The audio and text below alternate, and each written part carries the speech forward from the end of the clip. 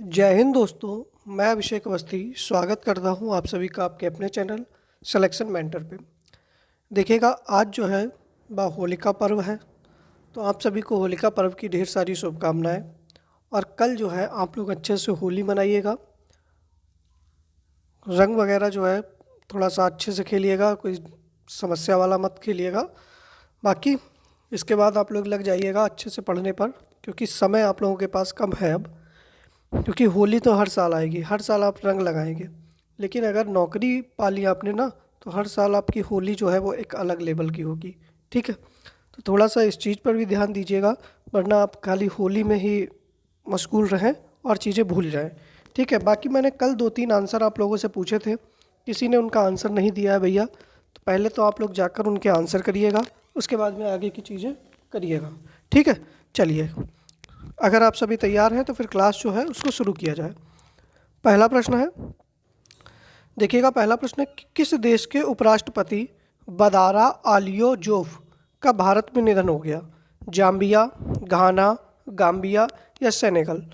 देखिएगा, पहले तो चारों देशों की आप लोग राजधानी लिख दीजिएगा, और यह किस देश के उपराष्ट्रपति जो थे ये भारत आए और भारत में इनका निधन हो गया है। तो देखिएगा, जाम्बिया की राजधानी क्या है? अगर किसी को पता हो तो लिखिएगा लुसाना। क्या है? लुसाना है। घाना की राजधानी क्या है? तो अक्रा है। क्या है? अक्रा है। गाम्बिया की राजधानी जो है वह बंजुल है। क्या है? बंजुल है। और सेनेगल की राजधानी जो है वह डेकर है। क्या है भैया? डेकर है। इसको भी आप लोग याद रखिएगा। ठीक है। अच्छा, बदारा आलियो जोफ जिनका भारत में निधन हो गया है, यह गाम्बिया के उपराष्ट्रपति थे। कहाँ के थे? गाम्बिया के उपराष्ट्रपति थे। ठीक है। अच्छा, गाम्बिया के राष्ट्रपति कौन है? तो आपसे ये भी प्रश्न पूछ सकता है। उपराष्ट्रपति तो निपट गए, तो राष्ट्रपति हैं यहाँ के अदमा बैरो। कौन है?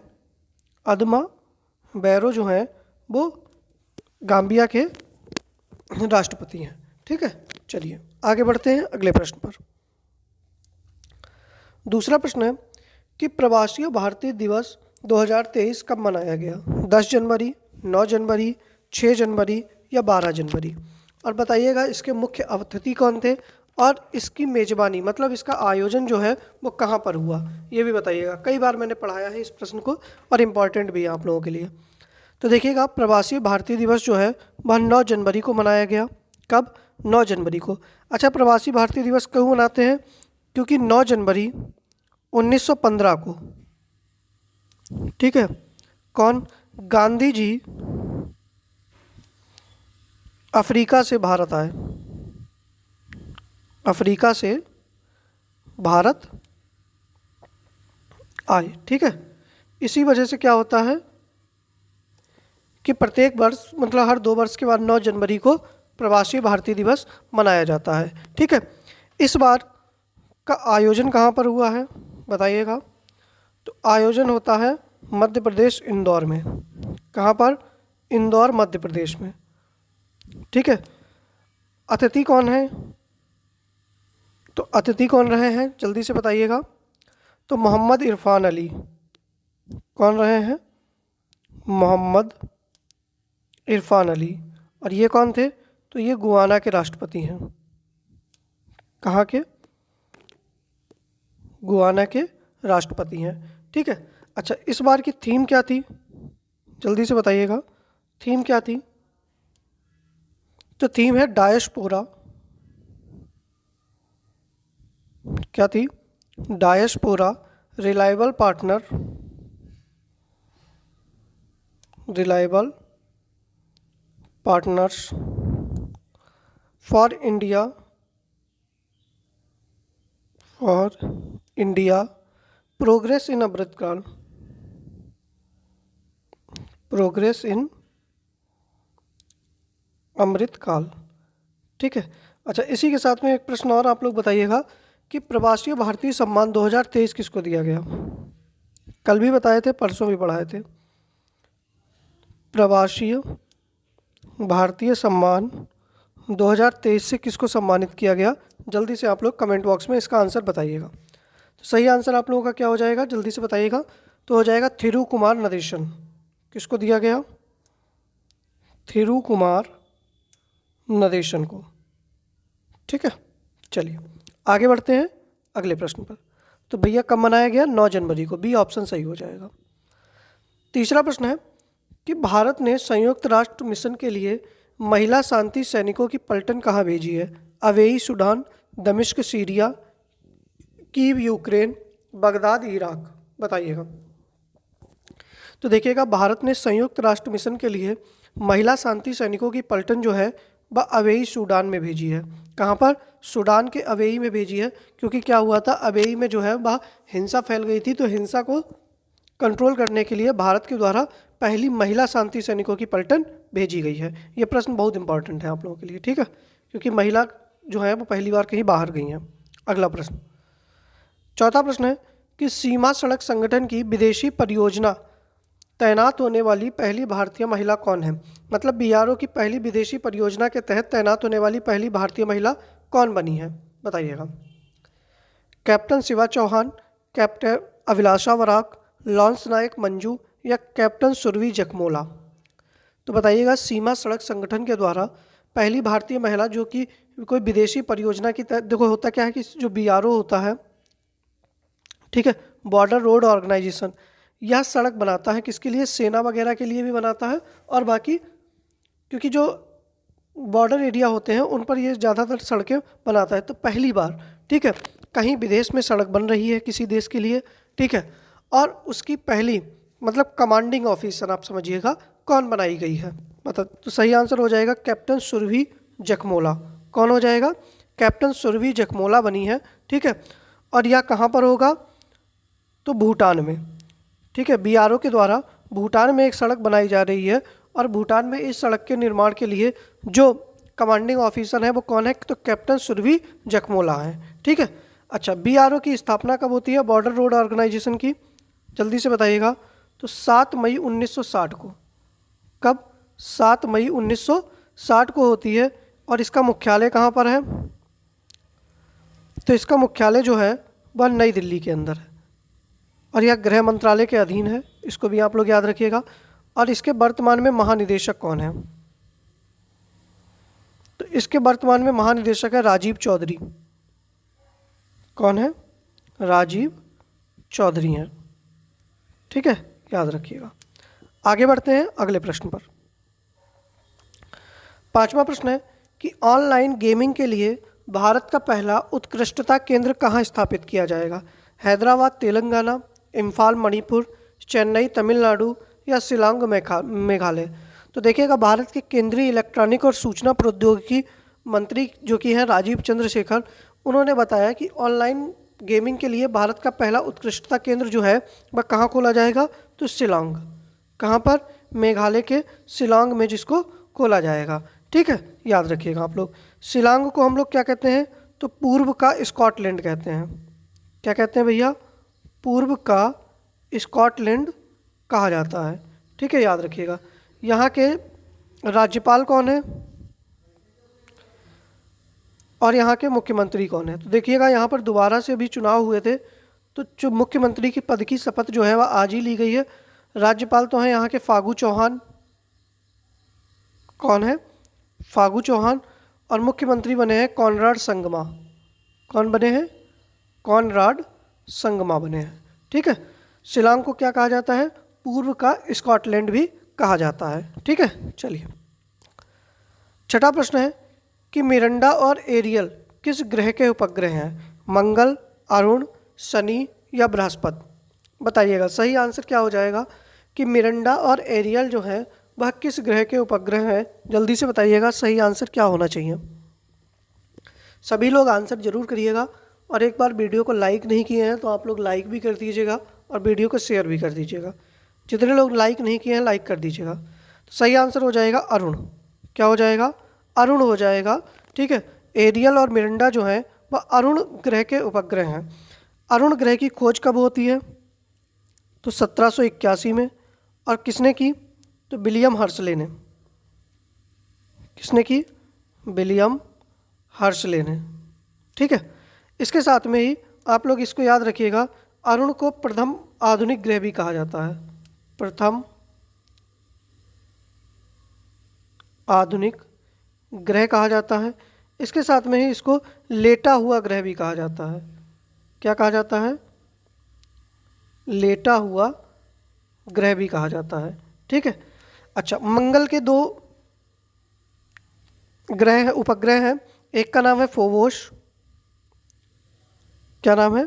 फोबोस। और एक का नाम क्या है? डीमोस। क्या है? डीमोस। और डीमोस जो है यह सबसे छोटा उपग्रह है, पूरे सौर मंडल का सबसे छोटा उपग्रह आपसे पूछ लिया जाए तो कौन सा हो जाएगा? डीमोस हो जाएगा। ठीक है, इसको याद रखिएगा आप लोग। शनि, तो सर्वाधिक उपग्रह, अगर आपसे पूछा जाए कि सर्वाधिक उपग्रह किस ग्रह के हैं तो वर्तमान में शनि के हैं। कितने हैं? 82 हैं। कितने हैं भैया? 82 हैं। और इसका सबसे प्रमुख उपग्रह है टाइटन, इसको आप लोग याद रखिएगा। ठीक है। इसके साथ में ही जो बृहस्पति है, इसमें उपग्रह की संख्या कितनी है? 79 है। और इसमें जो सबसे बड़ा सौरमंडल का सबसे बड़ा उपग्रह, सौरमंडल का सबसे बड़ा उपग्रह जो है वह बृहस्पति के पास है, जिसका नाम क्या है? गैनीमिड। क्या है? गैनीमिड है। ठीक है। इसके साथ में ही बृहस्पति का एक और उपग्रह है जिसका नाम क्या है? यूरोपा है। ठीक है। क्या नाम है? यूरोपा है। ठीक है। पृथ्वी का एक उपग्रह है जिसका नाम बताइएगा, सभी लोग बताइएगा। पृथ्वी का उपग्रह कौन सा हो जाएगा? तो चंद्रमा हो जाएगा। ठीक है। क्या हो जाएगा? चंद्रमा सही आंसर हो जाएगा। ठीक है। तो मिरंडा और एरियल किसके उपग्रह हैं? अरुण के उपग्रह हैं। ठीक है। चलिए आगे बढ़ते हैं। 7वां प्रश्न है कि नेत्रदान में नेत्र के किस भाग को दान किया जाता है? कार्निया, आइरिस, रेटिना या नेत्रोद? बताइएगा। तो नेत्रदान में नेत्र के किस भाग को दान किया जाता है? तो सही आंसर आप लोगों का क्या होना चाहिए? जल्दी से बताइएगा। तो देखिएगा, सही आंसर हो जाएगा कार्निया। किसको दान किया जाता है? कार्निया को दान किया जाता है। अच्छा, कार्निया क्या करता है? तो जो देखिएगा, आँख में प्रकाश का प्रवेश, ठीक है, आँख में जो प्रकाश का प्रवेश होता है वो इसी कार्निया के ही द्वारा होता है। आइरिस का क्या करता है? तो आँख में जो प्रकाश आता है ना, तो प्रकाश की मात्रा को नियंत्रित करता है। किसकी? प्रकाश की। कि आपने देखा होगा ना कि जब आप अंधेरे एकदम कहीं धूप से अंधेरे में आओ तो आप लोगों को एकदम दिखना बंद हो जाता है। थोड़ी देर बाद 10-5 सेकंड बाद आँख जो होती है वो अपने आप से बड़ी हो जाती है। ठीक है। तो या कभी अधिक हो जाता है प्रकाश तो उसको नियंत्रित करता है, आंखें अपने आप बंद हो जाती हैं। तो ये काम कौन करता है?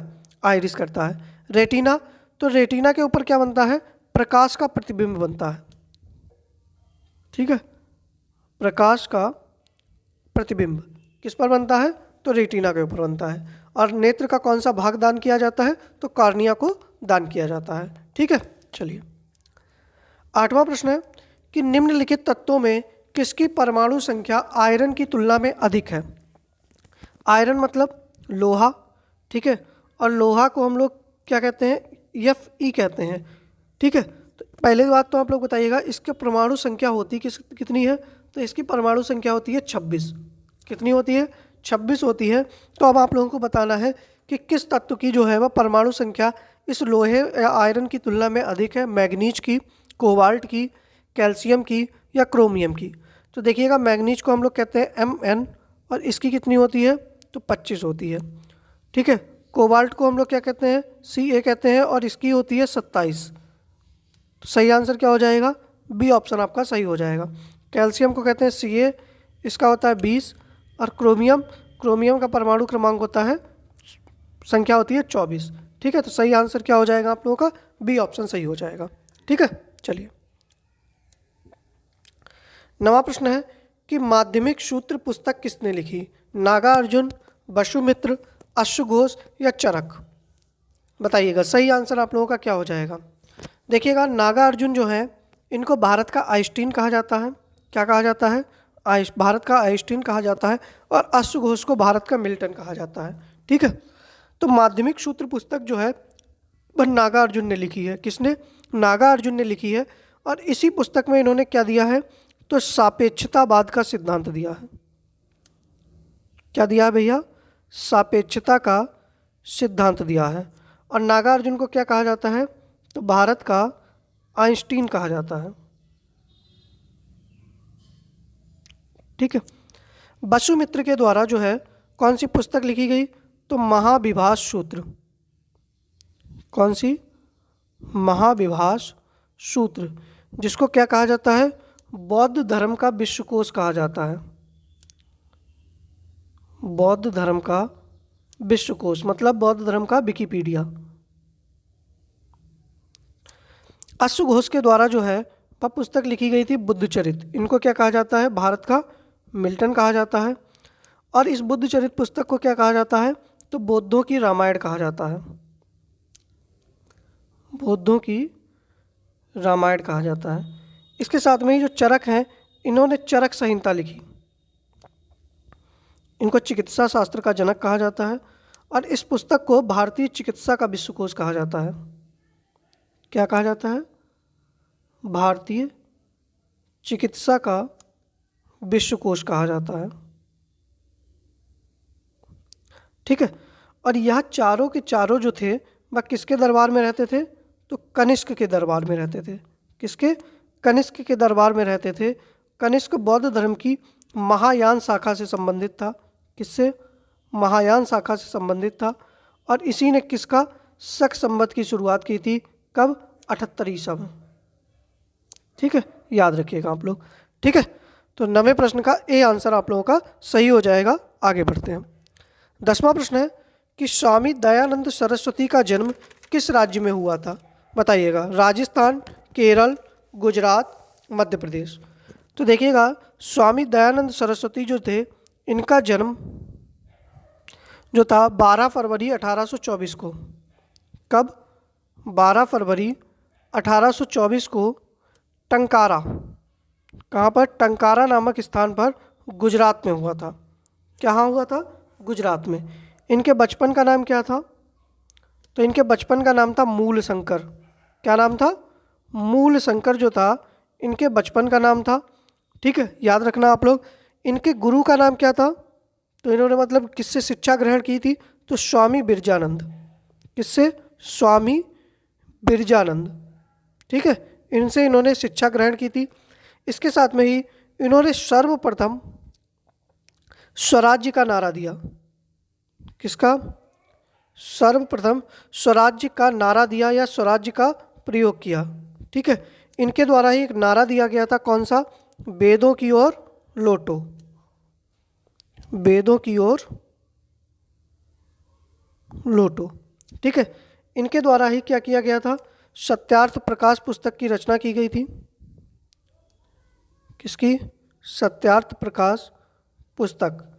ठीक है, इनके द्वारा ही क्या हुआ? आर्य समाज की स्थापना की गई थी। कहाँ? मुंबई के अंदर।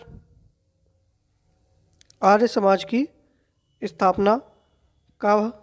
1875 में। और कहाँ पर? मुंबई में। ठीक है, अच्छा, इनकी हत्या कर दी जाती है। स्वामी दयानंद सरस्वती जो होते हैं, इनकी हत्या जो है वह 30 अक्टूबर 1883 को अजमेर में।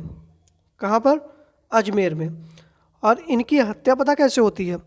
इनको जो होता है वो कांच जो होती है ना, शीशा, कांच को मिलाकर पीस कर इनको दूध दे दिया जाता है वो, जिससे इनकी हत्या का तो प्रयास कई बार किया, लेकिन अंतिम बार इनकी हत्या का प्रयास जब हुआ तो इनको इनके दूध में जो कांच मिलाकर दे दिया गया था। क्योंकि इनको एक राजा ने जो है अपने यहाँ बुलाया था, और वो राजा जो थे वो एक स्त्री के साथ में नृत्य वगैरह कर रहे थे। इन्होंने मना किया तो वो स्त्री नाराज़ हो गई थी, क्योंकि वो एक नाचने वाली थी और वो नाराज़ हो गई, जिस वजह से उसने इनकी हत्या करवा दी थी। ठीक है, 30 अक्टूबर 1883 को इनकी हत्या हो जाती है। ठीक है, ये सब याद रहेगा आप लोगों को। आगे बढ़ते हैं। 11वां प्रश्न है कि वंशधारा नदी किस राज्य से निकलती है? उड़ीसा, मध्य प्रदेश, कर्नाटक, छत्तीसगढ़। तो बताइएगा 11वें प्रश्न का सही आंसर आप लोगों का क्या होना चाहिए? जल्दी से बताइएगा। तो देखिएगा, वंशधारा नदी जो है वह कहाँ से निकलती है? तो उड़ीसा के, चलिए कहाँ से? उड़ीसा के कालाहांडी जिले से। उड़ीसा के कालाहांडी जिले से। ठीक है, और निकलने के बाद में या बंगाल की खाड़ी में गिर जाती है? कहाँ? बंगाल की खाड़ी में गिर जाती है। ठीक है, इसके साथ में ही जो मध्य प्रदेश है, मध्य प्रदेश में जानापाब पहाड़ी से, किससे? जानापाब पहाड़ी से चंबल नदी निकलती है। कौन सी? चंबल नदी निकलती है। और चंबल नदी जो है वह इटावा के पास, कहाँ पर? इटावा में यमुना नदी में मिल जाती है। किसमें? यमुना नदी में। अब आपसे प्रश्न बने कि राजस्थान और उत्तर प्रदेश के बीच कौन सी नदी सीमा बनाती है? तो चंबल नदी। ठीक है, इसको भी आप लोग याद रखिएगा। कर्नाटक में ब्रह्मगिरी पहाड़ी से, किससे? ब्रह्मगिरी पहाड़ी से कावेरी नदी निकलती है। कौन सी? कावेरी नदी निकलती है। और जिसको क्या कहा जाता है? दक्षिण भारत की गंगा कहा जाता है। और यह भी कहाँ गिर जाती है? तो बंगाल की खाड़ी में गिर जाती है। छत्तीसगढ़ के सिंहवा भूमि से, रायपुर के पास में सिंहवा भूमि से महानदी निकलती है। कौन सी? महानदी। ठीक है, और महानदी भी कहाँ पर? तो बंगाल की खाड़ी में गिर जाती है। ये भी याद रखिएगा। महानदी पर कौन सा बांध है, एक बार आप लोग कमेंट बॉक्स जरूर बताइएगा। सही आंसर ए ऑप्शन हो जाएगा। ठीक है, चलिए आगे बढ़ते हैं। 12वां प्रश्न है कि वर्ष 2011 की जनगणना के अनुसार सर्वाधिक शिशु लिंगानुपात किस राज्य का है? केरल, मिजोरम, अरुणाचल प्रदेश, हरियाणा। बताइएगा। तो देखिएगा, वर्ष 2011 की जनगणना के अनुसार सर्वाधिक शिशु लिंगानुपात जो है वह अरुणाचल प्रदेश का है। किसका है? अरुणाचल प्रदेश का है। और कितना है? 972 है। ठीक है, अगर आपसे पूछ ले कि सर्वाधिक लिंगानुपात, क्या पूछ ले? सर्वाधिक लिंगानुपात, तब किसका हो जाएगा? तब तो हो जाएगा केरल। कितना हो जाएगा? 1084। अच्छा, शिशु लिंगानुपात में दूसरे नंबर पे कौन है? तो शिशु लिंगानुपात में दूसरे नंबर पे जो है वह मिजोरम है। और मिजोरम का लिंगानुपात 970 है। ठीक है, सबसे कम लिंगानुपात, सबसे कम, चाहे शिशु लिंगानुपात पूछे और चाहे वैसे भी लिंगानुपात पूछे। ठीक है, सबसे कम शिशु लिंगानुपात जो है वह किसका है? तो हरियाणा का है। ठीक है, हरियाणा का कितना है शिशु लिंगानुपात? तो 834 है। ठीक है, चलिए अरुणाचल प्रदेश से एक पॉइंट और याद रखिएगा कि न्यूनतम जनसंख्या घनत्व, क्या? न्यूनतम जनसंख्या घनत्व किसका है? तो अरुणाचल प्रदेश का है। मात्र 17 लोग 1 वर्ग स्क्वायर किलोमीटर में रहते हैं। ठीक है, चलिए 13वां प्रश्न है कि ओजोन परत के संरक्षण के लिए मॉन्ट्रियल सम्मेलन कब हुआ? 1972, 1987, 1992, 1997। तो देखिएगा, मॉन्ट्रियल कहाँ पर है? तो कनाडा के अंदर है। कहाँ पर? कनाडा के अंदर है। और मॉन्ट्रियल प्रोटोकॉल जो है वह 1987 में हुआ। कब? 16 सितंबर को। इसीलिए हम लोग 16 सितंबर को क्या मनाते हैं? ओजोन दिवस मनाते हैं। क्या मनाते हैं भैया? ओजोन दिवस मनाते हैं। 1972 में क्या होता है? तो पर्यावरण संरक्षण के लिए स्टॉकहोम सम्मेलन होता है। क्या होता है? स्टॉकहोम सम्मेलन होता है। और इसी सम्मेलन में 5 जून को पर्यावरण दिवस मनाने की भी घोषणा होती है। 1992 में पृथ्वी सम्मेलन होता है। क्या होता है? पृथ्वी सम्मेलन होता है ब्राज़ील के रियो में। इसको रियो सम्मेलन भी कहते हैं। और इसमें क्या होता है? तो संयुक्त राष्ट्र फ्रेमवर्क कन्वेंशन की यूएनएफसीसी की स्थापना होती है। ठीक है, ग्रीन हाउस के उत्सर्जन को कम करने के लिए जो होता है 1997 में क्योटो प्रोटोकॉल भी होता है। कौन सा? Kyoto protocol. ठीक है, तो याद रखिएगा। सही आंसर बी ऑप्शन हो जाएगा। आगे बढ़ते हैं। 14वां प्रश्न है कि राज्यसभा में राष्ट्रपति के द्वारा सदस्यों का मनोनयन किस देश के संविधान से लिया गया है? दक्षिण अफ्रीका, रूस, ऑस्ट्रेलिया या आयरलैंड? जल्दी से बताइएगा। तो देखिएगा, राज्यसभा में राष्ट्रपति के द्वारा सदस्यों का मनोनयन जो होता है वो आयरलैंड के संविधान से हमने लिया है। आयरलैंड के ही संविधान से हमने क्या लिया है? तो राज्य के नीति निदेशक तत्व लिए हैं। क्या लिया है भैया? राज्य के नीति निदेशक तत्व लिए हैं, जो कि भाग 4 में है, अनुच्छेद 36 से 51 तक है। दक्षिण अफ्रीका से हमने क्या लिया है? तो संविधान संशोधन। क्या लिया है? संविधान संशोधन लिया है। और यहाँ से हमने और क्या लिया है, जल्दी से बताइएगा? तो राज्यसभा के सदस्यों का निर्वाचन। राज्यसभा के सदस्यों का निर्वाचन, ठीक है। रूस से हमने क्या लिया है? तो भैया मौलिक कर्तव्य लिए हैं। क्या लिए हैं? मूल कर्तव्य लिए हैं। ऑस्ट्रेलिया से हमने समवर्ती सूची ली है। प्रस्तावना की भाषा ली है। और संसद की संयुक्त बैठक, संसद की संयुक्त बैठक, ठीक है।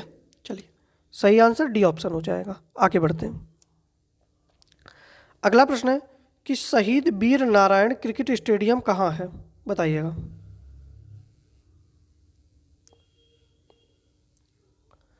सही आंसर आप लोगों का क्या होना चाहिए, जल्दी से बताइएगा। शहीद वीर नारायण क्रिकेट स्टेडियम जो है वो कहाँ पर है? तो सही आंसर हो जाएगा रायपुर में है। कहाँ पर है? रायपुर के अंदर है, ठीक है। अगरतला में कौन सा है? तो महाराजा वीर विक्रम सिंह। सारे क्रिकेट स्टेडियम है, ये भी याद रखिएगा। महाराजा वीर विक्रम सिंह, ठीक है। जोधपुर में कौन सा है? तो बरकतुल्ला। कौन सा है? बरकतुल्ला खान स्टेडियम। आगरा में कौन सा है? तो एकलव्य क्रिकेट स्टेडियम है। कौन सा है भैया? एकलव्य क्रिकेट स्टेडियम है, ठीक है। अच्छा, इसके बाद में कुछ ये नीचे लिखे हैं, इनके भी आप लोग आंसर करिएगा। कैप्टन रूप सिंह क्रिकेट स्टेडियम कहाँ पर है? किसी को पता हो तो बताइएगा। तो कैप्टन रूप सिंह क्रिकेट स्टेडियम जो है वो ग्वालियर में है। कहाँ पर है? ग्वालियर में है। मोइनुल हक क्रिकेट स्टेडियम कहाँ पर है? तो पटना के अंदर है, ठीक है। मौलाना आज़ाद क्रिकेट स्टेडियम कहाँ पर है? तो श्रीनगर में है। लाल बहादुर शास्त्री क्रिकेट स्टेडियम कहाँ पर है? तो हैदराबाद में है। और ब्रेबोर्न क्रिकेट स्टेडियम कहाँ पर है? तो मुंबई में है, ठीक है। याद रखिएगा आप लोग। सही आंसर ए ऑप्शन हो जाएगा। आगे बढ़ते हैं। अब आप लोगों को आगे कुछ दिवस बताने हैं, एक बार आप लोग इनको भी बता दीजिएगा। प्रमुख दिवस जो हैं, विश्व दूर संचार दिवस हम लोग कब मनाते हैं? विश्व पुस्तक दिवस कब मनाते हैं? विश्व मौसम विज्ञान दिवस कब मनाते हैं? विश्व आदिवासी दिवस कब मनाते हैं? राष्ट्रीय भाला फेंक दिवस, राष्ट्रीय हथकरघा दिवस, राष्ट्रीय सुरक्षा दिवस, विश्व वन्य जीव दिवस, विश्व श्रवण दिवस, विश्व नागरिक सुरक्षा दिवस और राष्ट्रीय सुरक्षा सप्ताह। तो देखिएगा, विश्व दूर संचार दिवस जो है वह 17 मई को, कब? 17 मई को मनाया जाता है, ठीक है। याद रखिएगा आप लोग।